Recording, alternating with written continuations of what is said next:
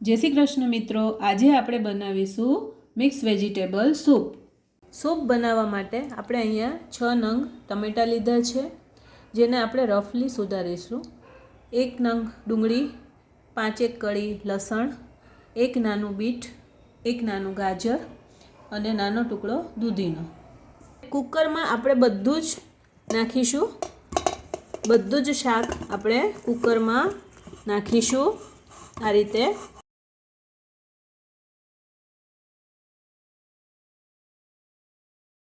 બાફવા માટે થઈને અહીંયા 1 લોટો પાણી નાખું છું, હજી 1 લોટો પાણી નાખું છું, એટલે ટોટલ 450 ml ના 2 લોટા એટલે 900 ml પાણી નાખું છું। અને હવે કુકર ગેસ પર મૂકું છું બધું બાફવા માટે થઈને, અને આપણે 3 થી 4 સીટી વગાડીશું। આપણે ગેસ ઉપર કુકર મૂકી દીધું છે।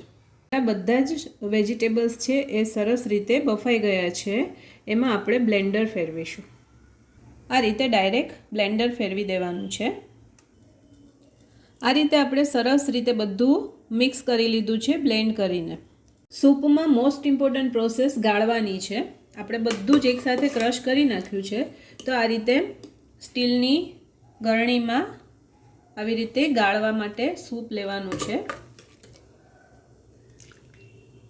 મિત્રો, આ સૂપ ખૂબ ઝડપથી બની જાય છે અને ખૂબ જ હેલ્ધી છે, તો આ રીતે જરૂરથી બનાવજો, ખૂબ જ ટેસ્ટી લાગશે। આપણે સૂપને ગાળીશું, ચમચીથી હલાવતા રહીશું જેથી કરીને ગરણીમાંથી બધું સરસ રીતે ગળાઈ જાય। જુઓ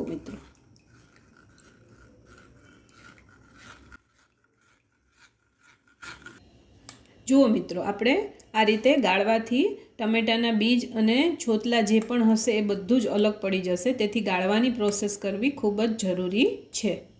હવે આ ગાળેલા સૂપને આપણે બોઇલ કરવા મૂકીશું અને એમાં આપણે જોઈતા મસાલા કરીશું। મિત્રો, આપણે હેલ્ધી સૂપ બનાવી રહ્યા છીએ, એટલે મસાલામાં ફક્ત આપણે મરી, સંચળ, મીઠું અને જીરું બસ એટલાનો જ યુઝ કરીશું। તમારે એકલું સંચળ નાખવું હોય તો પણ ચાલશે, એકલું મીઠું નાખવું હોય તો પણ ચાલશે।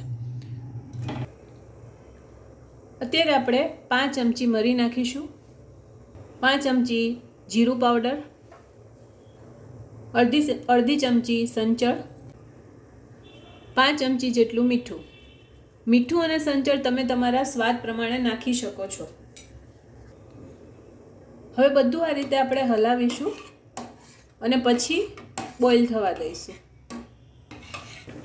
જુઓ મિત્રો, આપણું સૂપ ઉકળવા માંડ્યું છે અને હવે આપણે ગેસની ફ્લેમ બંધ કરીશું, કારણ કે આપણે આને ઉકાળવાની વધારે જરૂર નથી, ઓલરેડી બાફેલું જ છે, એટલા માટે થઈને આપણું સૂપ તૈયાર છે। બધાને ખૂબ જ ભાવશે આ સૂપ, તમે જરૂરથી બનાવજો।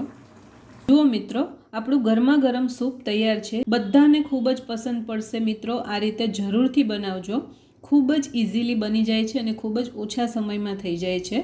જો તમને મારી રેસીપી પસંદ પડી હોય તો મારા વિડીયોને લાઇક, શેર અને સબસ્ક્રાઈબ જરૂરથી કરજો।